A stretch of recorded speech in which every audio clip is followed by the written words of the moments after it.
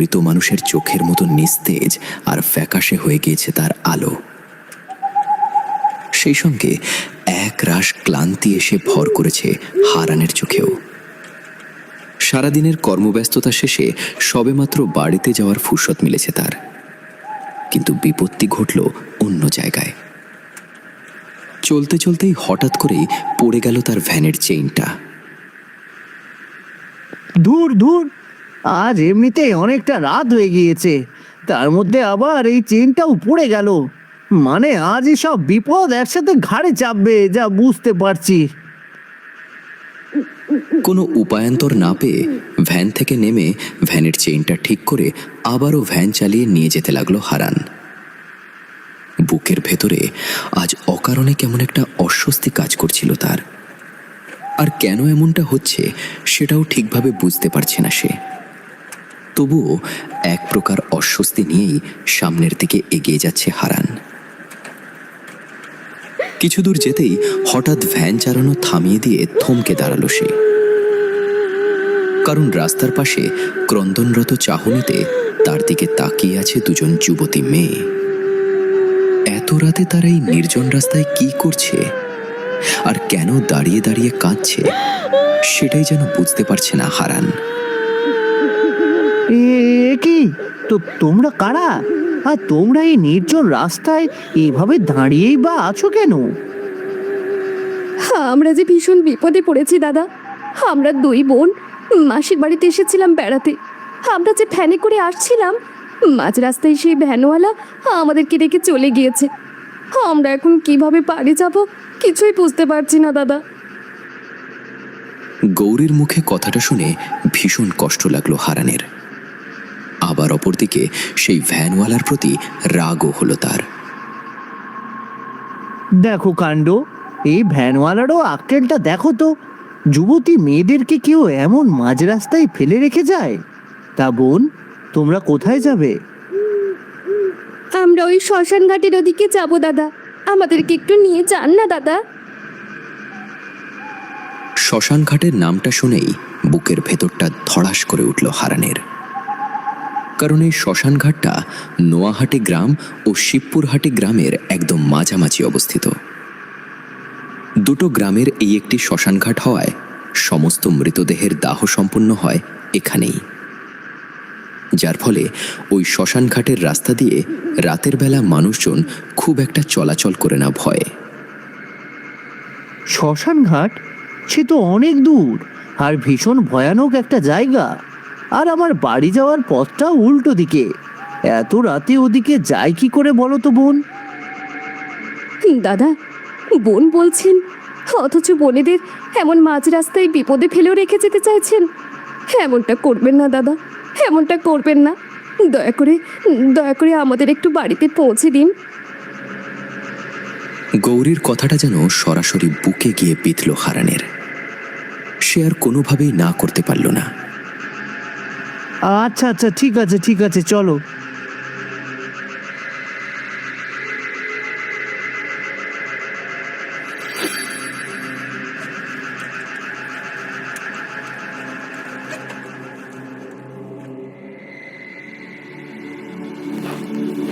রাত আনুমানিক 12:30 কি 1:45টার দিকে বাজারের ব্যাগ নিয়ে বাড়ির দিকে যাচ্ছে কৈলাস। কৈলাস মূলত একজন মুদি দোকানি। শিবপুরহাটি গ্রামের বাজারে একটা বড় মুদি দোকান আছে তার। প্রতিদিন 11টা নাগাদ বাড়ি গেলেও দোল পূর্ণিমার কারণে দোকানে ভিড় থাকায় আজ বাড়ি ফিরতে অনেকটা দেরি হয়ে গেছে কৈলাসের। নির্জন রাস্তা হওয়ায় দ্রুত পা চালাচ্ছিল সে, আর দ্রুত হাঁটার কারণে কেমন ঝুনঝুন করে বাজছে হাতে ঝোলানো বাজারের ব্যাগটা। সামনেই তো শ্মশান ঘাটটা। ভগবান জানে ওই পথটা একা একা কিভাবে পেরিয়ে যাব। কি আর করা, ঠাকুরের নাম জপতে জপতে পথটা পেরিয়ে যেতে হবে। অন্যদিন তবু হরিশ দাদা থাকে, আজ তো কেউই নেই। মনের ভেতরে 7-5 ভাবতে ভাবতেই এগিয়ে যেতে লাগলো কৈলাস। হাঁটতে হাঁটতে হঠাৎ করেই সে থমকে দাঁড়ালো, কারণ তার থেকে 1.5 কি 2 হাত দূরে দাঁড়িয়ে আছে একজন মেয়ে। এই নির্জন রাস্তায় একা একটা মেয়েকে এভাবে দাঁড়িয়ে থাকতে দেখে ধক করে উঠল কৈলাসের বুকের ভেতরটা। কি কে তুমি? আর তুমি এত রাত এখানে দাঁড়িয়ে বা কেন আছো? কৈলাসের কথা শুনেই হা হা করে হেসে উঠল মেয়েটি। আমার কোনো বিপদ হয়নি, আমি তো তোমার জন্য এখানে দাঁড়িয়ে আছি। কিন্তু তুমি আসতে এত দেরি করলে কেন? আমার জন্য দাঁড়িয়েছিলে? কিন্তু কেন? আর আমি তো তোমাকে চিনিও না। আমাকে আর তোমায় চিনতে হবে না। আর এখানে দাঁড়িয়ে দাঁড়িয়েই কি সমস্ত কথা বলবে, নাকি যাবে আমার বাড়িতে? বলো বলো। এত রাতে এমন একজন মেয়ে তার সামনে দাঁড়িয়ে আছে, বিষয়টা বেশ অদ্ভুত লাগছে কৈলাসের কাছে। অদ্ভুত লাগলেও মেয়েটির মায়াভরা কণ্ঠকে যেন কিছুতেই উপেক্ষা করতে পারছে না সে। কণ্ঠটা কৈলাসের কানে বাজতেই কেমন একটা ঘোরের মধ্যে চলে যাচ্ছে মনের অজান্তেই। আর সেই সুযোগে মেয়েটি কৈলাসের হাত টেনে ধরে হাঁটতে হাঁটতে চলে গেল শ্মশান ঘাটের দিকে। অদ্ভুতভাবে বাধ্য ছেলের মতো মেয়েটির পিছু পিছু হাঁটতে লাগলো কৈলাসও। দেখতে দেখতে কেটে গিয়েছে বেশ কয়েকটা দিন। আর এই কয়দিনে নোয়াহাটি গ্রাম ও শিবপুরহাটি গ্রামের মধ্যে ঘটে গিয়েছে বেশ কিছু অনাকাঙ্ক্ষিত ঘটনা। হুট করেই দুটো গ্রাম থেকেই উধাও হয়ে গিয়েছে বেশ কয়েকজন মানুষ, যার সকলেই পুরুষ।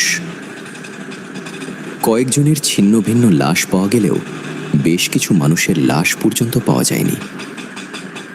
জানিয়ে এক প্রকার ভয়ঙ্কর আতঙ্ক ছড়িয়ে পড়েছে দুটো গ্রামেই। বলছিলাম যে এই গ্রামের মধ্যে যে আতঙ্ক ছড়িয়ে পড়েছে সে ব্যাপারে তুমি কি কিছু জানো? সন্ধ্যার পর কেউ আর ঘর থেকে বেরোতে সাহস পাচ্ছে না। এমনকি দোকানপাটও আগে ভাগেই বন্ধ হয়ে যাচ্ছে।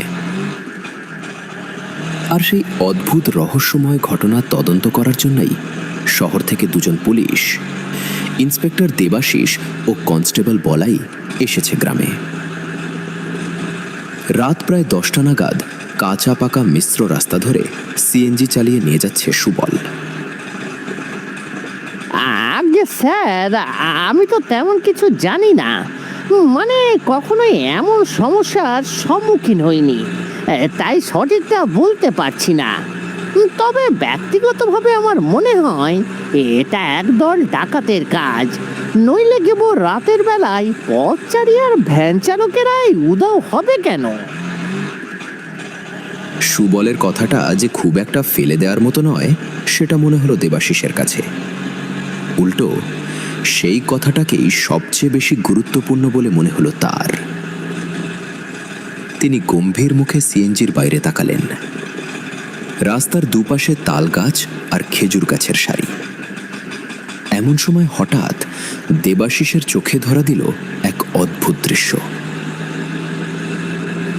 রাস্তার ঠিক মাঝ বরাবর বসে আছে সাদা শাড়ি পরিহিত একজন নারী। সিএনজির হেডলাইটের আলো পড়তেই দৃশ্যটি আরো স্পষ্ট হয়ে উঠল। কি ব্যাপার, রাস্তার মাঝে এভাবে কে বসে আছে? দেখে তো মনে হচ্ছে কোনো মহিলা। সুবল, গাড়ি থামাতো, আমাকে দেখতে হবে বিষয়টা আসলে কি। স্যার, দয়া করে নামবেন না। আমার মনে হচ্ছে এটা সেই ডাকাত দলের লোক, আমাদের কোনো ক্ষতি করতে পারে। আর আমার এই সিএনজিটাই আমার একটা মাত্র উপার্জনের মাধ্যম স্যার। আমি বলছি না গাড়ি থামাতে, আমি থাকতে এত ভয় পাচ্ছ কেন? গাড়ি থামাও, আমাকে বিষয়টা খতিয়ে দেখতে হবে। অবশেষে দেবাশিসের কথা মতো কাঁপা হাতে গাড়ির ব্রেক কষল সুবল। রাস্তার মাঝখানে সিএনজি থেমে যেতেই তড়িঘড়ি করে দরজা খুলে নেমে পড়ল দেবাশিস ও বলাই। আর কোনো উপায় না পেয়ে অনিচ্ছা সত্ত্বেও তাদের সঙ্গে নেমে পড়ল সুবলও। ধীর পায়ে হেঁটে তারা রাস্তার মাঝখানে বসে থাকা মহিলাটির কাছে যেতেই বসা থেকে উঠে দাঁড়ালো সে। দাঁড়ানোর সঙ্গে সঙ্গেই হাউমাউ করে কেঁদে উঠল।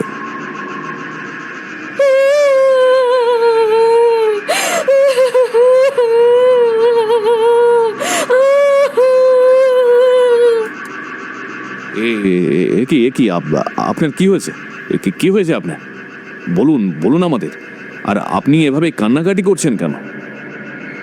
হাউমাউ করে কাঁদতে কাঁদতেই সুবলের পাশে গিয়ে দাঁড়ালো মেয়েটি এবং তার হাত চেপে ধরল।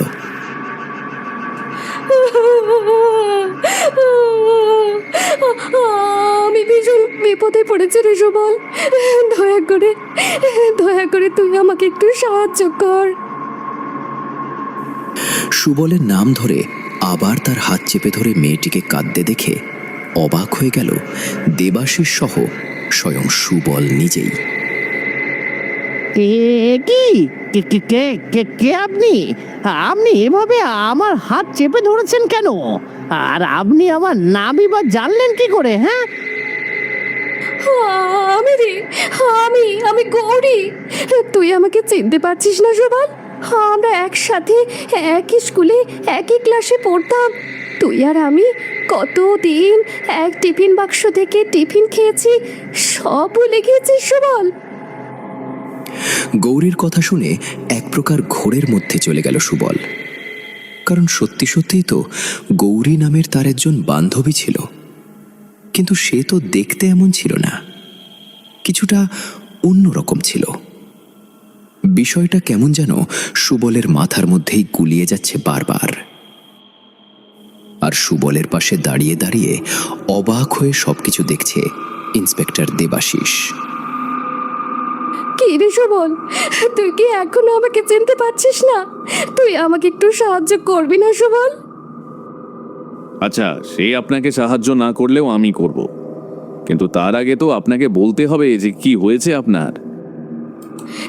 এটা আমাদের ভীষণই ব্যক্তিগত বিষয় দাদা, আমি আপনাকে বলতে পারবো না। দয়া করে আপনি এখান থেকে চলে যান। আমার অসুবিধে আর বিপদের কথাটা আমি একমাত্র সুবলকেই বলতে পারবো, কারণ সে আমার ছোটবেলার বন্ধু। বল না সুবল, বল না, তুই কি তোর ছোটবেলার বন্ধুকে একটু সাহায্য করবি না? চল না সুবল, চল না আমার সাথে। ওই ওদিকটা একটু চল না আমার সাথে, ওখানে গেলেই বুঝতে পারবি আমার কি হয়েছে। গৌরীর কান্নাকাটি আর ছোটবেলার বন্ধুত্বকে কিছুতেই অগ্রাহ্য করতে পারল না সুবল। আর কোনো কথা না বলে একজন বাধ্য ছেলের মতো গৌরীর পিছু পিছু হেঁটে একটা জঙ্গলের দিকে চলে গেল সে।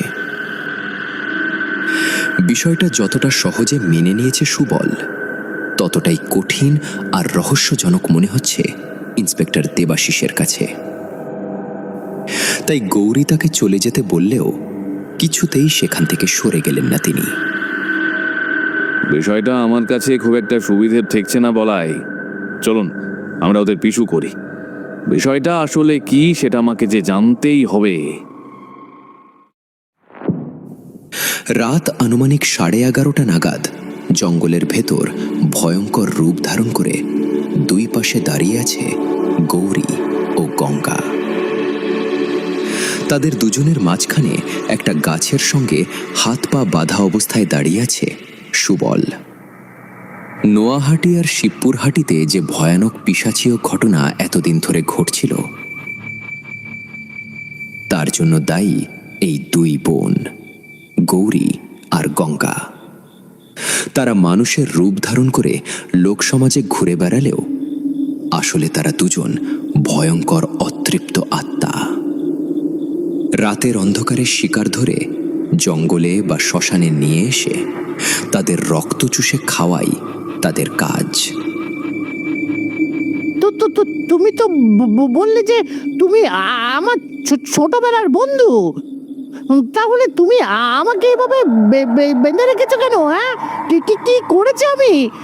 আমাকে ছেড়ে দাও, দয়া করে আমাকে যেতে দাও এখান থেকে, আমাকে ছেড়ে দাও।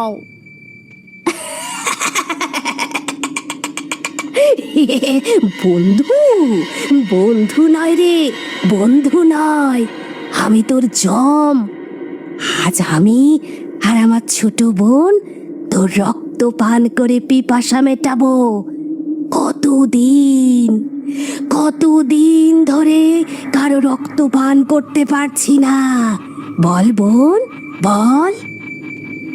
হ্যাঁ রে দিদি, সেই যে ভ্যান চালক হারান আর মুদি দোকানি কৈলাসে রক্ত খেলাম, এরপর থেকে তো আর কারো রক্ত খেতেই পারছি না।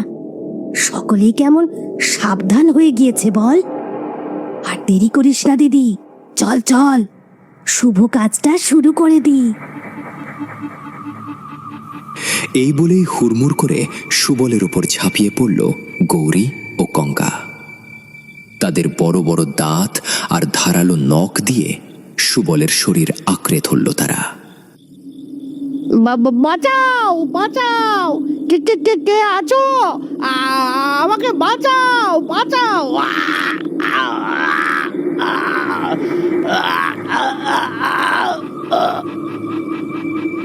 চিৎকার করতে করতেই নিঃশ্বাস বন্ধ হয়ে একদম নিস্তেজ হয়ে পড়ল সুবল। কিন্তু তখনও তাকে ছাড়ল না গৌরী আর গঙ্গা।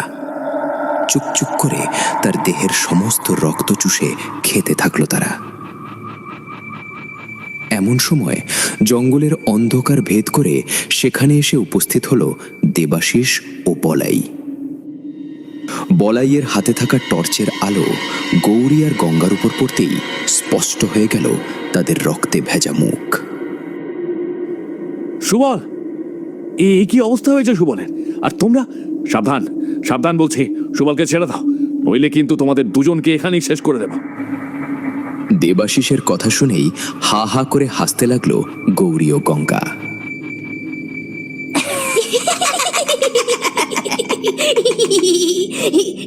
দিদি, দিদি, এই লোকটা কি বলছে শোন, সে নাকি আমাদেরকে মারবে।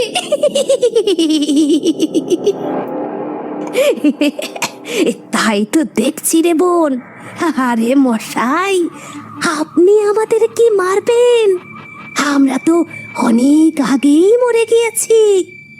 এখন যাদের দেখছেন তারা তো এক অতৃপ্ত আত্মা।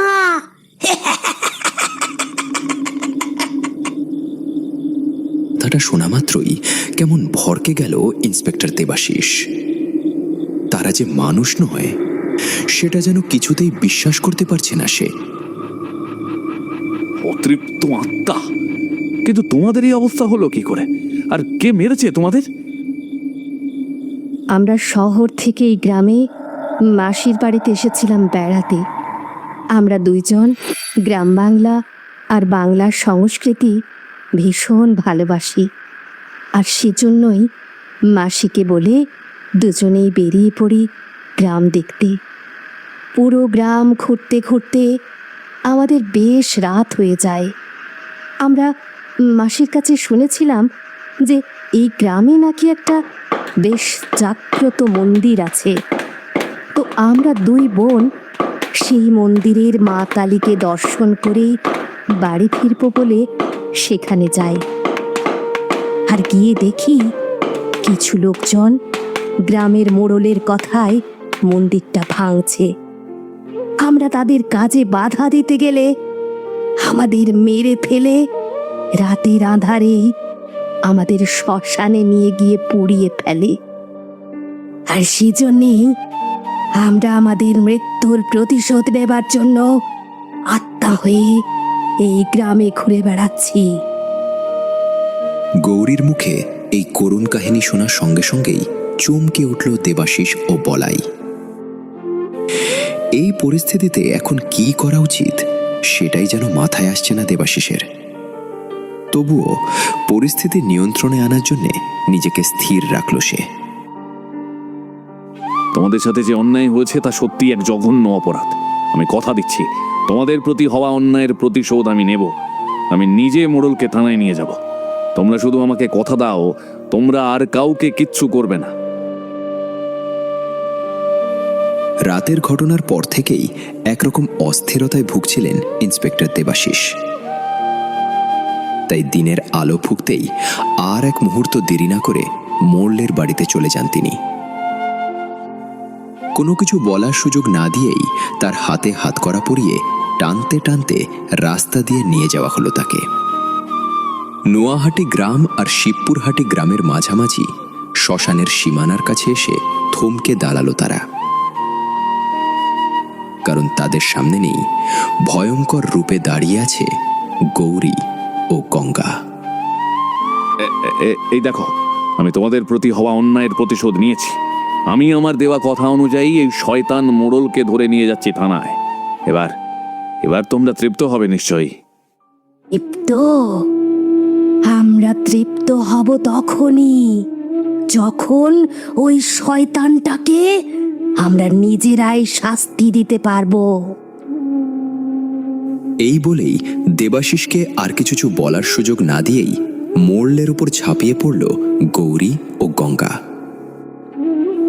নিজেদের প্রতি হওয়া অন্যায়ের প্রতিশোধ নিতে তারা এতটাই চারপাশের কারো নিষেধই মানল না। দুদিক থেকে তাদের ধারালো দাঁত বসিয়ে দিয়ে চুকচুক করে রক্ত চুষে খেতেই মাটিতে লুটিয়ে পড়ল সেই অসাধু ও লোভী মোড়ল। আজ থেকে আমরা মুক্ত, আমরা মুক্ত। আমাদের প্রতি হওয়া অন্যায়ের শাস্তি আমরা নিজেরাই নিয়েছি। আর কোনো কষ্ট নেই আমাদের, কোনো কষ্ট নেই, কোনো কষ্ট নেই।